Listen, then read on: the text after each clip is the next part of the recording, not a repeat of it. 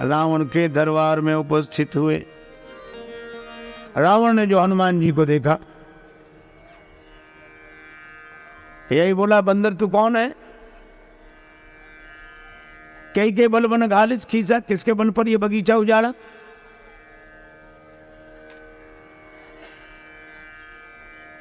क्या मेरा नाम नहीं सुना? की दो श्रवण सुनिस नहीं मोही। तू बड़ा निसंग दिखाई देता, देखा हूं अति संग सट तो ही। बोलते ही गया। हनुमान जी चुप, कोई जवाब ही नहीं दिया। किसी ने हनुमान जी से कहा जवाब क्यों नहीं देते? ये बोलता ही जा रहा। हनुमान जी बोले, अब एक मुख वाला हो तो जवाब दें, 10 मुख वाले का क्या जवाब देना? जो 10 तरह की बातें करें, बोलने दे उसे। ये बोलता है, काम हम करते हैं। हनुमान जी चुप भी रहे। मुझे कोई सज्जन ने व्यंग सुना रहे थे। बादशाह अकबर ने बीरबल से कहा कि बीरबल, हम तुम्हारे पिताजी से मिलना चाहते। बीरबल बोले, हुजूर हम ही काफी होने काहे को परेशान करते हैं। कहा नहीं मैं मिलना चाहता हूं। बीरबल ने कहा ठीक है। पिताजी से कहा कि बादशाह आपसे मिलना चाहते। बीरबल के पिता बड़े घबराए। इतने बड़े बादशाह के सामने मैं कैसे जाऊंगा? मुझे डर लगता है, और कुछ बोलूंगा कुछ निकलेगा, गलती हो गई तो और मुसीबत। मैंने बीरबल बोले चलो चलो, आप बोलना ही मत। का तब तो और नाराज होगा कि हम सब संभाल लेंगे, आप चलो। बीरबल के पिता पहुंचे। बादशाह ने पूछा कहिए खैरियत है? वो तो घर से ही पढ़ के आए थे। कोई जवाब नहीं। क्या तबीयत खराब है? कोई जवाब नहीं। किसी से झगड़ा हो गया है? क्या बात है? कोई जवाब नहीं। तो बादशाह खींच गया तो व्यंग करते हुए बीरबल से बोला कि बीरबल, किसी मूर्ख से पाला पड़ जाए तो क्या करना चाहिए? किसी मूर्ख से पाला पड़ जाए तो क्या करना चाहिए? बीरबल बोले, हुजूर जो हमारे पिताजी कर रहे हैं। अरे कोई समझे तो समझा दो, ना समझ रहा हो तो खुद ही चुप हो जाओ। श्री कबीरदास जी कहते हैं, ज्ञानी का मैं गुरु हूं, अज्ञानी का चेला। कोई ज्ञानी मिले तो मैं उसका गुरु होकर उसे समझा देता हूं, अज्ञानी मिले तो हम ही चेला बन जाते कि तुम ही ठीक कह रहे हो, काहे को झंझट बने। हनुमान जी इसलिए नहीं बोले, पर रावण बोलता जा रहा था। रावण ने पूछा कौन है तू? किसके बल पर बगीचा उजाड़ा? क्या मेरा नाम नहीं सुना? बड़ा निसंक दिखाई देता है। बोलता ही गया। अंत में हनुमान जी ने कहा, जाके वन लवले सते जिते चराचर झारे। रावण, जिसके बल पर तुमने इतनी सफलताएं पाई है, मैं उन्हीं सर्वशक्ति संपन्न श्री राम जी का दास हूं, जिनकी भार्या माता मिथिलेश नंदनी का तुमने हरण किया है। और तुम कहते हो कि मैंने बगीचा क्यों उजाड़ा? फल क्यों खाए? खाए वो फल प्रभु लागी भूखा। भूख लगी थी इसलिए फल खाए। और बगीचा क्यों उजाड़ा? कभी स्वभाव ते तोरिस रूखा। यह तो हमारा स्वभाव है। व्यंग क्या था कि हमने बगीचा उजाड़ दिया तो तुम इतने परेशान हो रहे हो। पर ये संसार दुनिया जिसे तुमने उजाड़ दिया, यह भी तो भगवान का बगीचा है। भूखा बंदर फल खा ले तो अपराध है, और सोने की लंका का स्वामी भरा पेट राजा सारी दुनिया को खा जाए तो अपराध नहीं है। ये देश धेनु तुझ पावई, नगर गांव पुर आग लगावई। तुमने सब जगह आग लगवा दी, नष्ट करा दिया। ये भी तो भगवान का बगीचा था। बंदर का स्वभाव, उसने बगीचा उजाड़ दिया। इसमें व्यंग यह था कि 4 वेद 6 शास्त्र का पंडित, विप्र कुल में जन्म लेने वाला इतना बड़ा विद्वान शंकर भगवान का शिष्य, अगर अपना स्वभाव नहीं बदल सकता तो क्या एक बंदर से आशा करेगा कि वो अपना स्वभाव बदल दे? एक संत कहा करते थे, ये सच है कि आदत को बदलना आसान नहीं है। ये सच है कि आदत को बदलना आसान नहीं है, लेकिन यह भी बात याद रखनी चाहिए, यह सच है कि आदत को बदलना आसान नहीं है, मगर जो आदत नहीं बदल सकता वो काबिल इंसान नहीं है।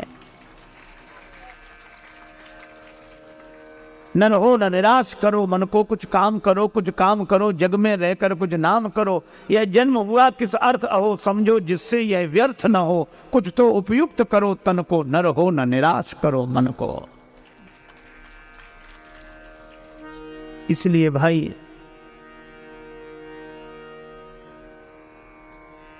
हनुमान जी ने कहा कि तुम्हें दूसरे के दोष दिखते हैं, अपने नहीं। अब मैं एक प्रार्थना कर रहा हूं, हाथ जोड़े विनती करो जोरी कर रावण। और क्या कहा? अभिमान छोड़ दो। और अभिमान छोड़ने की बात वही कह सकता है जो पहले खुद अभिमान छोड़े।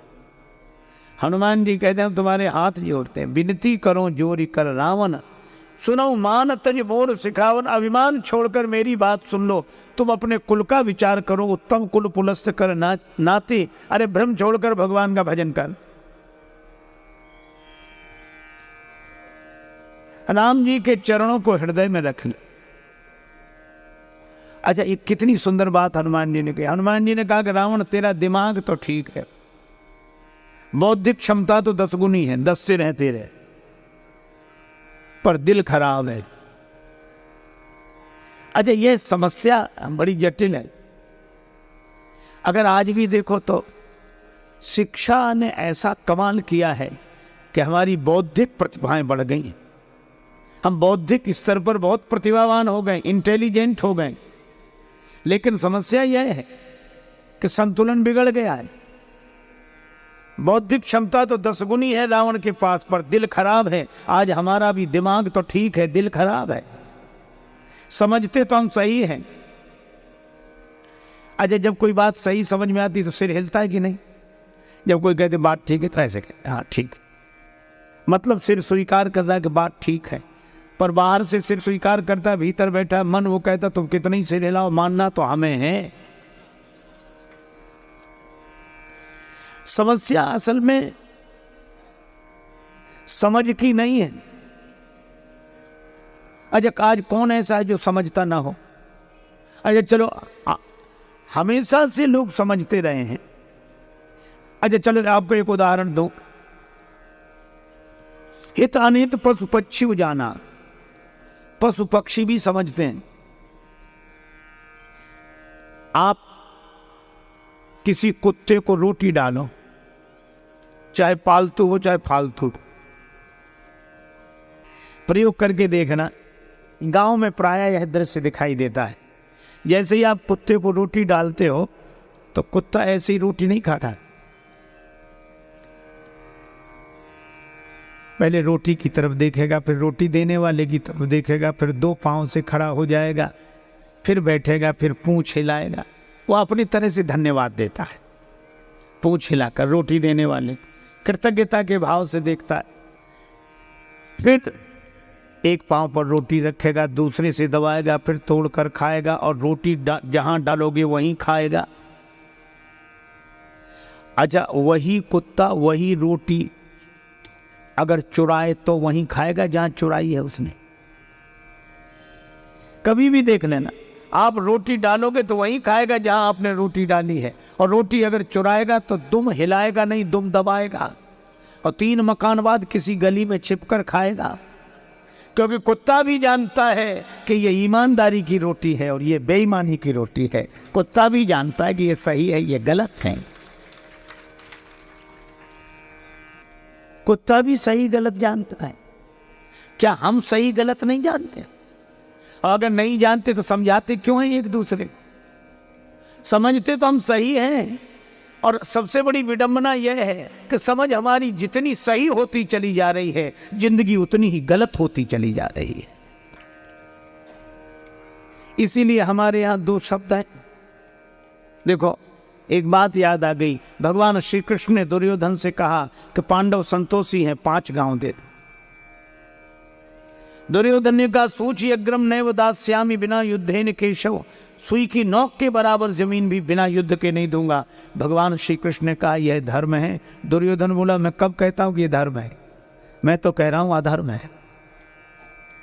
तो जानकर अधर्म क्यों कर रहे हो? का विडंबना यही है, जानामि धर्मम नचमे प्रवृत्ति और जानामि अधर्मम नचमे निवृत्ति।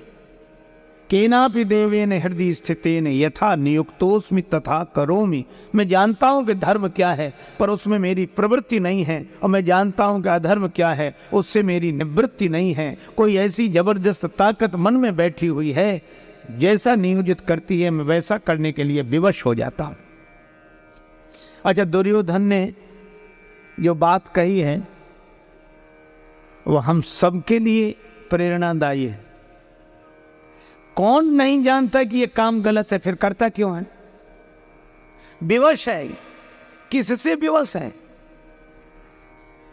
दुर्योधन को भगवान श्री कृष्ण ने उत्तर नहीं दिया, अर्जुन को उत्तर दिया गीता में, और यही कहा कि प्रत्येक प्राणी अपनी प्रकृति से परवश होकर कर्म करता, विवश है। प्रकृति माने स्वभाव। हम अपने स्वभाव से मजबूर हैं। समझ तो ठीक है, समझाने वाले भी ठीक हैं, समझने वाले भी ठीक हैं। समस्या स्वभाव की है, तो ये स्वभाव बदले कैसे? अपने यहाँ दो शब्द हैं, एक है शिक्षा और एक है दीक्षा।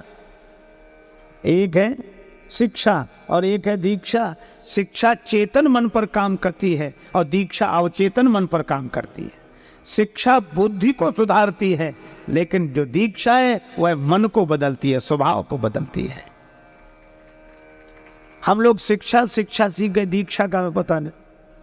अच्छा, ऐसे भी कई संत हुए जिन्हें जो शिक्षित नहीं थे, पर उनके जीवन में दीक्षा थी, इसलिए वे बोलकर तो नहीं बता पाते थे, लेकिन जिंदगी सही जीते थे। और ऐसे भी हम लोग हैं जो बोलकर तो सही बताते हैं, पर दीक्षा के अभाव में जिंदगी सही जी नहीं पाते हैं। स्वभाव जब बदलेगा कबीरा यह मन मलिन है, धोए न छूटे रंग, कै छूटे हरि नाम सो कै संतन के संग। स्वभाव जब बदलेगा तब केवल एक उपाय है। अजय, एक बात आप सोचो, एक सज्जन हमसे कह रहे थे कि रावण के सचमुच 10 सिर थे क्या? रावण के 10 सिर थे? हमने कहा हमको तो आज तक मिला नहीं है, और भगवान न करे कि कभी मिले, लेकिन ग्रंथों में यही लिखा कि उसके 10 सिर थे। अगर उसके 10 सिर हों तो तुम्हें क्या परेशानी? का परेशानी यह है कि जब उसके 10 सिर थे तो एक सिर बीच में रहता होगा, 5 सिर एक तरफ, 4 सिर एक तरफ, तो जिधर 5 सिर होंगे उधर वजन ज्यादा होगा, जिधर 4 सिर होंगे उधर वजन कम होगा। तो उसकी गर्दन का बैलेंस कैसे ठीक बैठता होगा? तो टेढ़ी रहती हो, वो तो टेढ़ी रहती होती।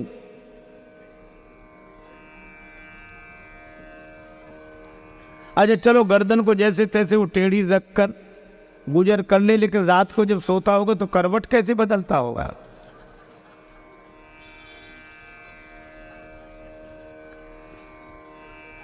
देखो भैया, एक महात्मा ने उत्तर दिया कि वो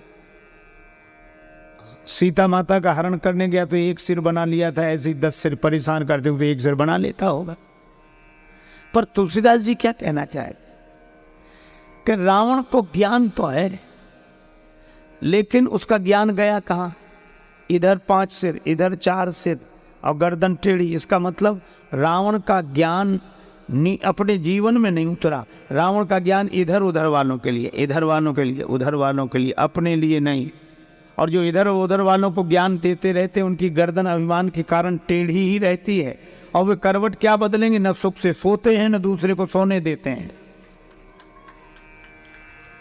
अच्छा देखो भाई, गर्दन टेढ़ी रहेगी तो ज्ञान जीवन में कैसे उतरेगा? जैसे आप गर्दन बिल्कुल सीधी रखेंगे तो यहां से जो जल छोड़ेंगे वो इधर जाएगा, और गर्दन टेढ़ी रखेंगे तो इधर कैसे जाएगा? इधर गिरेगा, उधर करोगे तो उधर गिरेगा। तो ये टेढ़ी गर्दन वालों का ज्ञान अपने लिए होता ही नहीं है, इधर उधर वालों के लिए होता है। और हनुमान जी का ज्ञान, सिर में ज्ञान है और हृदय में भगवान है। जास हृदय आगार बसई राम सरचाप धर। या सिर और ओर एक हो जाए, या शिक्षा और दीक्षा एक हो जाए, आहा, या समझ और स्वभाव एक हो जाए तो जिंदगी धन्य हो जाती है। वही जीवन का सुंदर कांड है। तो ये स्वभाव कैसे सुधरे? पढ़ने लिखने के बाद भी नहीं सुधर रहा है। हनुमान जी बोले राम चरण पंकज उर धरहु, राम जी के चरणों को हृदय में रख लो, दिल ठीक हो जाएगा, दिमाग तो ठीक है ही।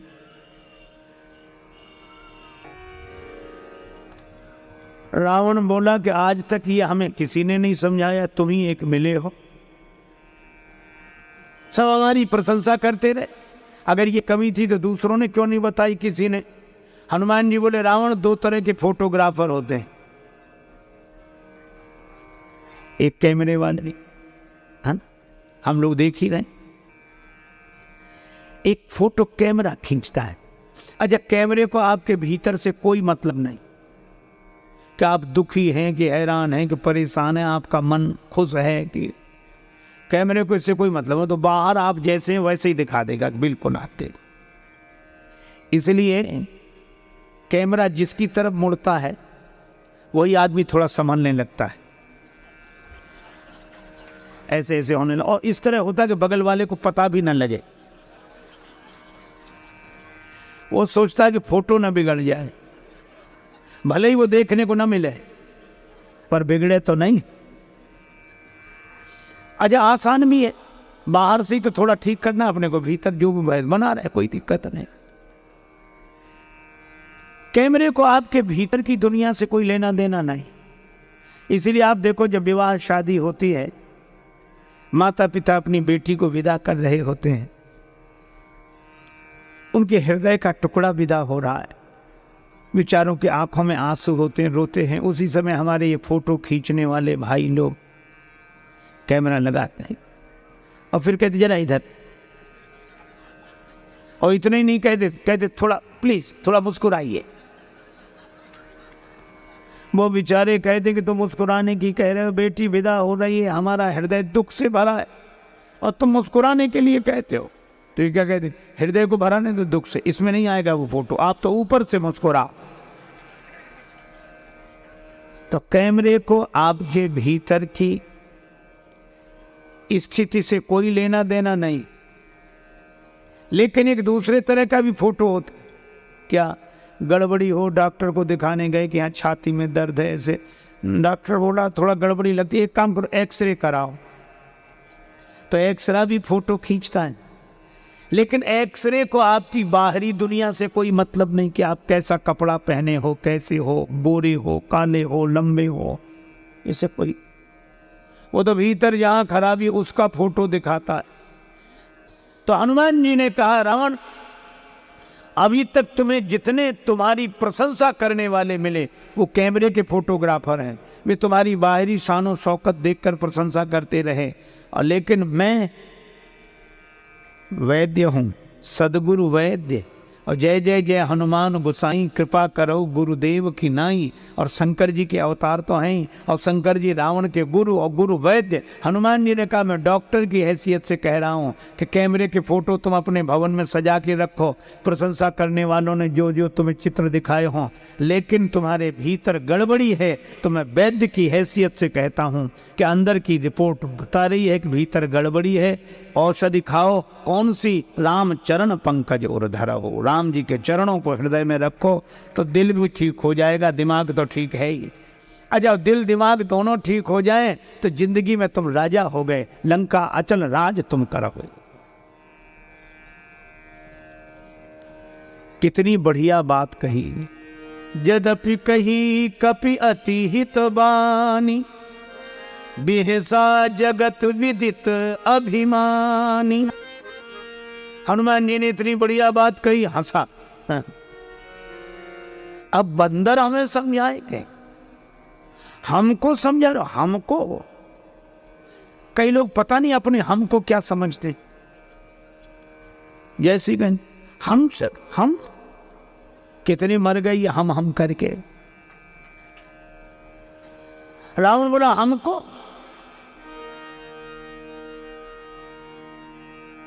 हमें समझाने का फल जानते हो? हनुमान जी ने कहा क्या है?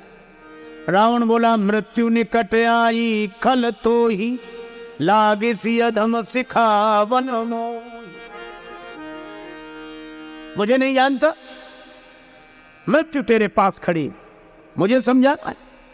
काल की अधिष्ठात्री शक्ति मृत्यु को रावण ने हनुमान जी के बगल में खड़ा कर दिया। हनुमान जी डरे नहीं, मौत बगल में खड़ी।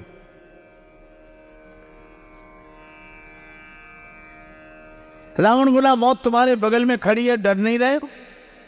हनुमान जी ने कहा कि हाँ रावण, मौत मेरे बगल में खड़ी जरूर है, लेकिन मैं इसलिए नहीं डर रहा हूं। क्यों? का मौत हमारे बगल में खड़ी जरूर है, लेकिन देख तुम्हें रही है। रावण बोला हमें देख रही है तो तुम्हारे बगल में क्यों खड़ी है? हनुमान जी बोले हमसे तो पूछने आई है कि रावण का अभी मामला साफ करना है कि बाद में? हम तो उसे रोके हुए हैं। अब तो रावण को कितना बुरा लगा, अनुमान लगाइए, ऐसे क्रोध में बोला बंदर को मार डालो। सुनत निशाचर मारन धाये,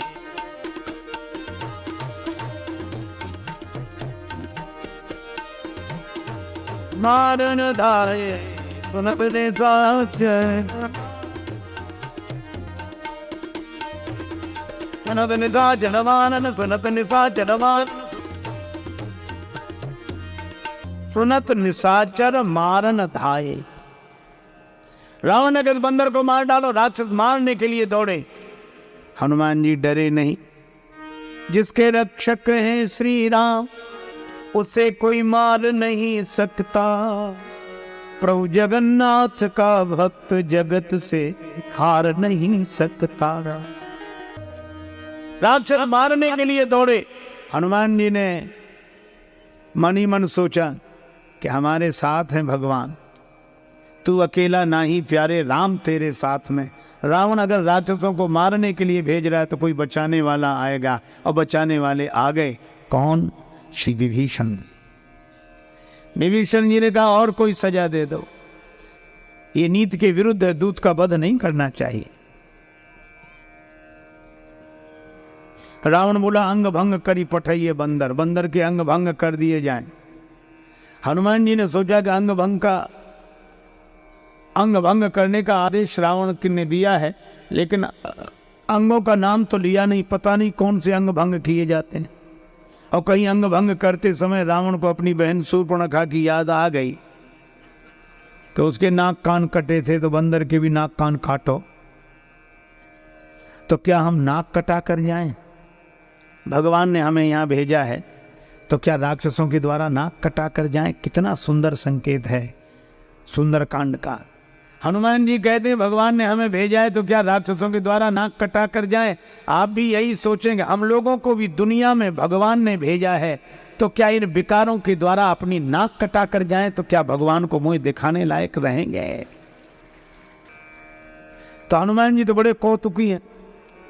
रावण बोला बंदर के अंग भंग कर दिए जाए, तो हनुमान जी ने उसी समय अपनी पूंछ पकड़ी, दोनों हाथ से पूंछ पकड़कर सिर से लगाते हैं, आंखों से देखते हैं, फिर मुंह से चूमते हैं, फिर 2-4-10 बार पूंछ को ऐसे किया। रावण बोला समझ गया, कपि के ममता पूंछ पर, बंदर की ममता पूंछ पर है, सभी कहो समझाए। हनुमान जी ने सोचा ऐसा ना हो रावण ये कह दे कि तलवार मंगाए के पूंछ दे कटवाए, कह सकता है तलवार मंगाओ पूंछ काट दी जाए।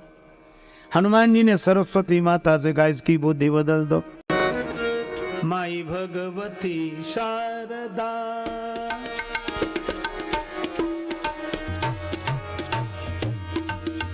माई भगवती शारदा, शारदा शारदा शारदा भगवती शारदा, जय मलाल वाहिनी महारानी वीणा पान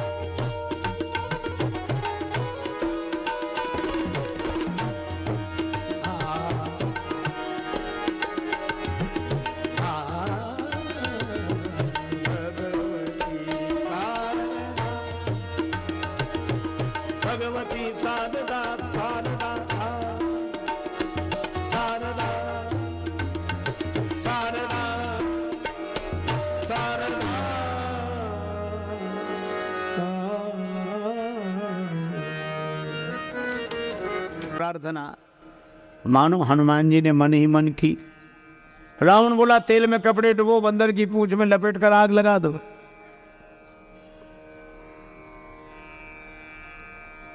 बचन सुनत कपि मन मुस्काना, भई सहाय सारद में जाना। सरस्वती जी ने सहायता कर दी। अजब देखो, समापन सभा का यह सत्र भी समापन की ओर है, इसलिए समापन में एक महत्वपूर्ण बात सुन लो। रावण को हनुमान जी की पूंछ से चिढ़ क्यों है? हर युग का यही सत्य है, हर युग का यही सत्य है। अगर देखा जाए तो सारी दुनिया में समस्या ही पूंछ की है। पूंछ शब्द के दो अर्थ होते हैं। अंग विशेष को तो पूंछ कहते ही हैं, पर प्रतिष्ठा को भी पूंछ कहते हैं। जब कोई किसी की प्रशंसा करता है तो यही कहता है, अरे इन्हें साधारण आदमी समझते हो, इनकी बड़ी पूंछ है। यही तो पूंछ है। कई बार तो लोग कहते हैं इनकी यहां से लेके वहां तक पूंछ है। अच्छा, आज घर घर में झगड़ा क्यों, अशांति क्यों, कलह क्लेश क्यों? आप देखना, बेचारे बूढ़े वृद्ध घर के बाहर उदास बैठे मिलते हैं। उनसे पूछो क्या बात? कुछ नहीं। नहीं कुछ हो तो बता। नहीं, फिर भी इस घर में हमारी कोई पूंछ नहीं रही। बोलो है समस्या? कहते हमारी कोई पूंछ नहीं रही, कोई पूछता ही नहीं। पिता कहता हमारी पूंछ नहीं रही, हो बेटे से कहो तो पिताजी ने आज तक हमसे पूछ कर कुछ किया नहीं। लोग कहते भी उनके घर गए, चाय की कौन कहे, पानी तक के लिए नहीं पूछा। सब के सब परेशान है, हमारी पूछो, और सबसे पहले हमें पूछो, फिर किसी को पूछो, चाहे मत पूछो।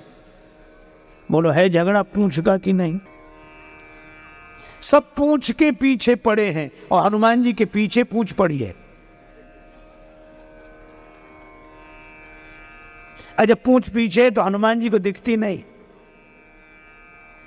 जो अपनी पूंछ की ओर नहीं देखता, भगवान की ओर देखता है, पूंछ उसके पीछे पड़ जाती है। अच्छा, रावण को हनुमान जी की पूंछ से चिढ़ क्यों है? रावण है दुर्जन, हनुमान जी हैं सज्जन। हर युग का सत्य है, कभी भी किसी दुर्जन को किसी सज्जन की बढ़ती हुई प्रतिष्ठा की पूंछ सहन नहीं होती। रावण को यह लग रहा है कि इनकी पूंछ, और हमारे यहां लंका मेरी, मैं लंका का राजा, और हमारे यहां इनकी पूंछ। यही तो समस्या है। जिसका रोना उसका यही तो रोना, हमारे यहां इनकी पूंछ। तो क्या करता है? जला देना चाहता है। और जला क्यों देना चाहते हैं? जलने वाले तो जलाएंगे ही। ईर्ष्या की आग जिनके मन में लगी है वे तो जलाएंगे। हनुमान जी की पूंछ को, प्रतिष्ठा को ईर्ष्या की आग में जला देना चाहता है रावण। यही हर युग का सत्य है। हर एक दुर्जन, हर एक सज्जन की प्रतिष्ठा की पूंछ को ईर्ष्या की आग में जला देना चाहता है। अच्छा, इसमें सहयोग भी किया। आप ऐसा ना समझो कि सज्जन लोग ही सहयोग करते हैं, रुपया पैसा सामग्री देकर सज्जन ही सहयोग नहीं करते, दुर्जन भी इकट्ठा करते हैं। अगर किसी का जीवन बनाना हो, जीवन निर्माण करना हो तो सज्जन सहयोग देते हैं, और किसी का जीवन नष्ट करना हो तो दुर्जन सहयोग देते हैं। किसी तरह इसके बंदर की पूंछ जल जाए, चाहे जितना कपड़ा ले जाओ, घी ले जाओ, तेल ले जाओ, पूरे लंका के राक्षसों ने अपनी ओर दम से दिया। और रावण कहता तेल में कपड़ा डुबो, लंका नगर निवासी कहते हमारे यहाँ घी की कोई कमी है क्या? रहा न नगर बसन घृत, जब घी खत्म हुआ तब तेल। हनुमान जी के पास राक्षसों ने कहा कि घी तो खत्म है। हनुमान जी बोले तेल बचा है, जैसी जिसकी श्रद्धा हो ले आओ, हमें सब स्वीकार है। रावण डांट रहा था मोर को घी के लिए, कहा किसने था? राक्षस बोले हमने समझा बंदर की पूंछ में थोड़ा बहुत ही लगेगा, वो तो बढ़ती ही जा रही। और कितना बढ़िया संकेत है, बाड़ी पूंछ कीन कभी खेला। जब जब कोई दुर्जन किसी भक्त सज्जन की प्रतिष्ठा की पूंछ को ईर्ष्या की आग में जला देना चाहता है, तब तब भक्त की पूंछ और बढ़ती है। यही सुंदरकांड का संकेत है। आग लगनी बाकी थी। हनुमान जी ने सोचा कि हमारी पूंछ जलाने के लिए घर घर से चंदा हुआ है, किसी ने घी, किसी ने तेल, किसी ने कपड़ा दिया है। हाँ, तो अब जहां जितना जिसका सहयोग है ना, प्रसाद भी तो वहां उसको देना पड़ेगा कि नहीं। लोग कहते इन्होंने हमारा सहयोग किया, इनको प्रसाद। हनुमान जी बोले हमारी पूंछ जलाने में इतने लोगों ने सहयोग किया है तो कुछ प्रसाद तो एक बार घूम कर देख लें तो ठीक। तब तक रावण बोला बंदर को नगर में घुमाओ। हनुमान जी नगर घूमने गए, देख लिया हर एक के घर से कुछ ना कुछ आया है, सबको प्रसाद देना है। एक विभीषण जी के घर से कुछ नहीं आया, उन्हें कुछ प्रसाद नहीं देना। आग लगाई गई तीज में तो हनुमान जी को पता ही नहीं लगा। पता कब लगे? जब पावक जरत दीख। अच्छा, अग्नि लग जाए तो देखने से पता लगेगा कि लग गई कि नहीं? अग्नि तो खुद बता देगी, पर हनुमान जी ने जब देखा तब पता लगा। पावक जरत देख हनुमंता, बस बड़ा बढ़िया काम किया। क्या? बिल्कुल छोटे बन गए भाई, वो परम लघु रूप तुरंत था। और कितनी अद्भुत बात है, किसी की प्रतिष्ठा की पूंछ में कोई ईर्ष्यालु आग लगावे और उस आग के प्रभाव से बचना है तो आप अपने को छोटा समझ लो, तो उस आग की जलन आपको व्यापेगी नहीं, छोटे बन जाओ। यही सुंदरकांड भाई। वो परम लघु रूप तुरंत छोटे बनते ही जिस बंधन में बंधे थे उससे निकल गए। निमुख चढ़े कप कनक अटारी, फिर बड़ा विशाल रूप हुआ। और कितनी बढ़िया बात, जो क्षुद्र अहम से ऊपर उठ जाते हैं उनके बड़े होने में परमात्मा का बल विक्रम दिखाई देता है। कपि बड़े लाग आकाश बाल दी, विशाल विकराल ज्वाल जाल मानो, लंक लील वेको काल रसना पसारी है। नगर उजल कर राख हो गया। हनुमान जी ने क्या किया? पूंछ बुझाई कोई श्रम दारी, लघु रूप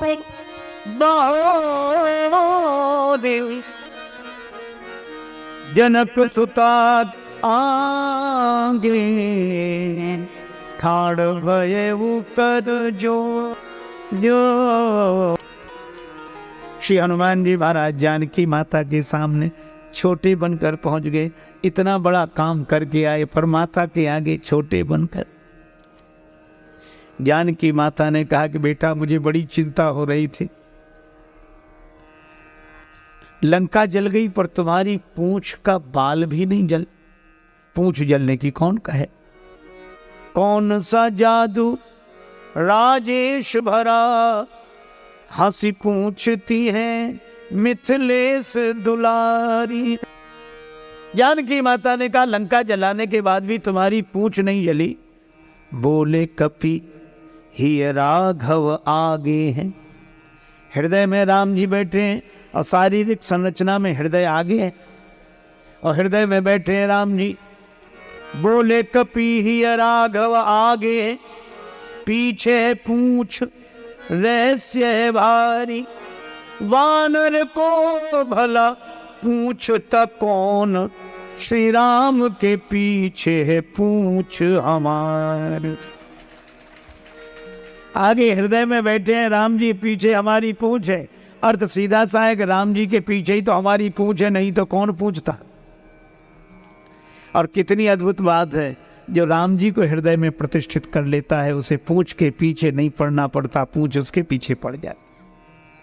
जानकी माता ने कहा फिर भी हनुमान यह तो तुम्हारी विशेषता है, लेकिन विनम्रता से ऐसा बोल रहे हो, फिर ये लंका तो सोने की है तो जलनी नहीं चाहिए आग में।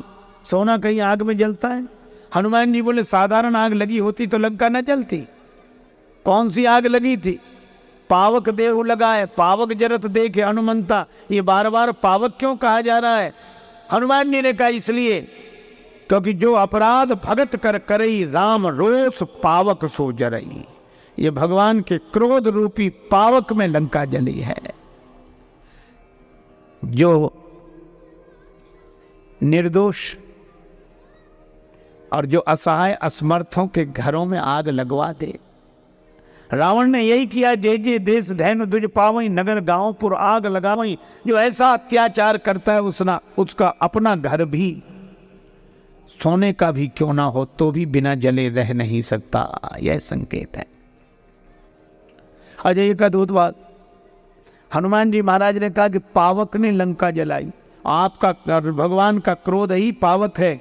सीता मैया बोली तो आग तो अपने पराये को नहीं देखती, जो आ जाए उसी को जला देती है। हनुमान जी ने कहा कि माता उस पावक में जलाने की शक्ति है पर बचाने की भी शक्ति बैठी थी। आग में बचाने की शक्ति कौन? हनुमान जी ने कहा कि माता श्री राम जी ने आपसे ही तो कहा था तुम पावक में करो निवासा, तो आप भी तो उस पावक में बैठी हुई थी, इसलिए मैं बच गया। मुझको तो आपने बचाया, आपकी कृपा ने। और जैसे पावक में रहकर आप नहीं जली तो मैं कैसे जलता? जानकी माता बोली मैं तो प्रभुपद ही धरी अनल समानी, इसलिए नहीं जली। भगवान के चरणों को हृदय में रखकर आग में बैठ गई, पावक में बैठ गई। हनुमान जी बोले माता आप भी जानती थी कि मुझे भी पावक का सामना करना पड़ेगा, इसलिए आपने पहले ही कह दिया रघुपति चरण हृदय धरी तात मधुर फल खाओ। मैं भी राम जी के चरणों को हृदय में रखे हुए था। हनुमान जी महाराज राम जी को संदेश देते हैं और यही कहते हैं नाथ न कछु मोरी प्रभुताई। यह मेरी प्रभुता नहीं है, यह तो आपकी कृपा है। भगवान अत्यंत आनंदित होते हैं। पूरे सुंदरकांड के बाद आगे के प्रसंग भी देखें तो सब जगह हनुमान जी महाराज दिखाई देते हैं। चाहे विभीषण जी की शरणागति हो, चाहे सुखेन वैद्य और संजीवनी बूटी लाकर लक्ष्मण जी को जीवन दान देने की हो, सब जगह। और जब रावण आदि राक्षसों पर भगवान ने विजय प्राप्त कर ली तो जानकी माता को संदेश देने हनुमान जी गए। रघुपति दूत जानकी चीन्हा और यही कहा सुन सुत सद्गुण सकल तब हृदय बसहु हनुमंत। श्री हनुमान जी महाराज के हृदय में समस्त सद्गुण निवास कर दें। जानकी माता ने ऐसा कहा और भगवान श्री सीताराम जी वानरों के साथ श्री लक्ष्मण जी के संग अयोध्यापुरी लौटे। विभीषण को राजा बनाकर पर विभीषण जी भी संग आए। अयोध्या में श्री भरत सोच रहे हैं भगवान को आना आज ही था। अवधि यही है अवधेश वचनों की और अवधि यही है अवधेश पद पाने की। अवधि यही है प्रभु के अवध आने की, न आए तो अवधि है हमारे प्राण जाने की। और उसी समय हनुमान जी ने कहा रिपुरण जीत सुजस सुरगावत।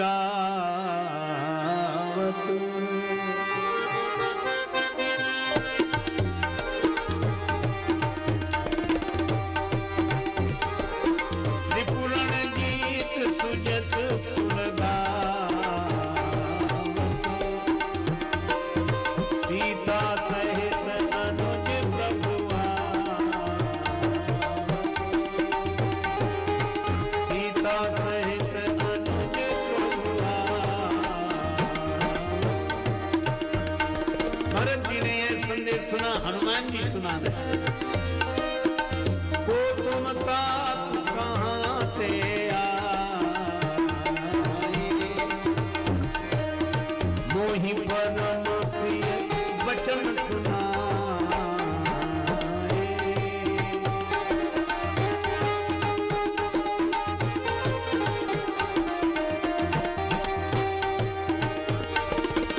मानुष सुत में कपि हनुमान।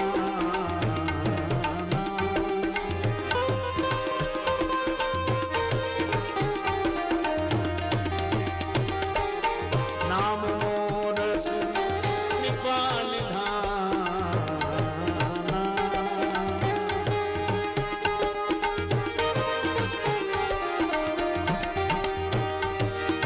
दीन बंधु रघुपति कर किंकर।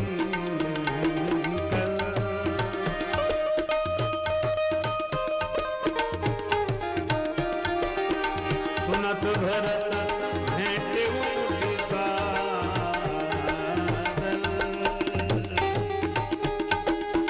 श्री भरत जी ने हनुमान जी को विप्र रूप में जब ये संदेश सुनाते हुए सुना, आप कौन है ऐसे परम प्रिय वचन सुनाने वाले? मैं पवन पुत्र हनुमान राम जी का सेवक। भरत जी ने हृदय से लगा दिया। हृदय से लगाने के बाद भरत जी बोले, हनुमान जी आप सचमुच हनुमान जी? हनुमान जी बोले, और सचमुच के हनुमान जी कैसे होते? हम ही हैं। नहीं, मेरे नेत्र कहते हैं कि आप हनुमान जी हैं, लेकिन जब आपको हृदय से लगाता हूं तो मुझे यह नहीं लगता कि मैं हनुमान जी से मिल रहा हूं। नेत्र कहते हैं हनुमान जी हो, और हृदय कहता है क्या? कपितव दरस सकल दुख बीते, मिले आज मोह राम प्रीते। ऐसा लगता है जैसे राम जी मिल गए हों। और क्यों ना लगे, जासु हृदय आगार बसहीं राम सर चाप धर। राम जी ने भी सोचा भरत जी से मिलने की व्याकुलता बहुत है, तो विमान में बैठकर बाद में चलेंगे, पहले हनुमान में बैठकर चले चले। और इसीलिए हनुमान जी को देखकर ऐसा मिलने के बाद ऐसे लगता है जैसे राम जी मिल गए हों। ऐसे श्री हनुमान जी महाराज, जिनके ऋणी भरत जी भी, जिनके ऋणी लक्ष्मण जी भी, जिनकी ऋणी जानकी माता भी, जिनके ऋणी राम जी भी, और जिनके ऋणी सब अवधवासी, सारा संसार हनुमान जी का ऋणी है। क्योंकि हनुमान जी के बिना राम जी से कौन मिले? राम दुआरे तुम रखवारे, हो तो न आज्ञा बिन पैसारे। और जिनका सारा संसार ऋणी हो, जब भगवान ही ऋणी हो तो बचा कौन? विश्वरूप रघुवंश मणि, तो सब हनुमान जी के ऋणी हैं। और जिनके सब ऋणी हो, हनुमान सम नहीं बड़ भागी।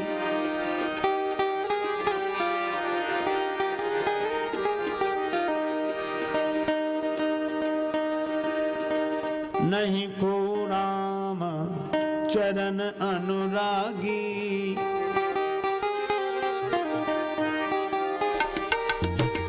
गिरिजा सुप्रीत सेवका, गिरिजा जास प्रीति सेवकाई, बार बार प्रभु निज मुख गाई। हनुमान समनय नहीं समनय, नहीं समनय। भगवान श्री सीताराम जी सिंहासनासीन हुए। श्री भरत जी, लक्ष्मण जी, शत्रुघ्न जी अपने अपने ढंग से सेवा में लगे हुए हैं, और श्री हनुमान जी चरणों में बैठे हैं। सोहे कनक सिंहासन सीताराम निहार सजनी। सोहे कनक सिंहासन सीताराम निहार सजनी। जिनके चरण कमल में बैठे पवन कुमार सजनी।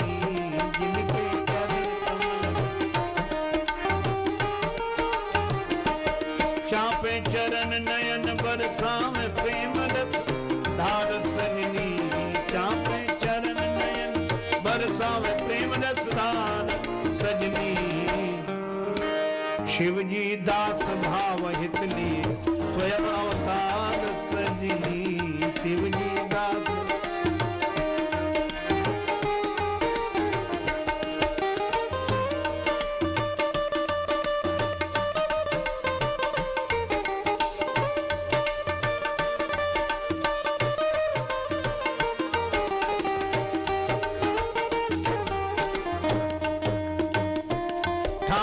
छत्र लिए कर भरत भक्ति भंडार सजनी।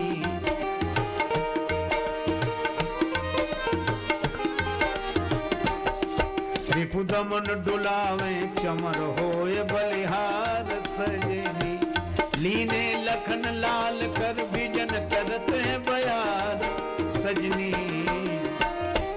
बाबा तुलसी प्रेम से जय जय रहे उचार सजनी।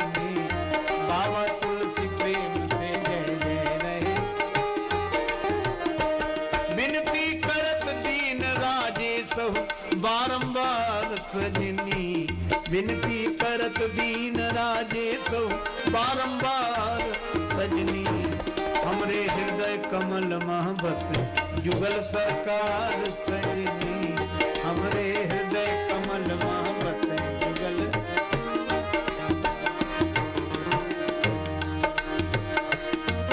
राम राजा हमारे हम इनकी प्रजा। राम राजा हमारे हम इनकी प्रजा। राम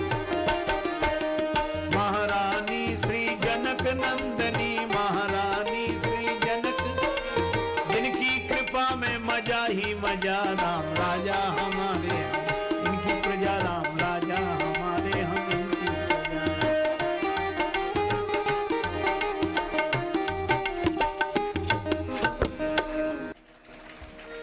भरतादि अनुज विभीषणांगद हनुमदादि समेत ते कहें गहे छत्र चामर व्यजन धनु असी।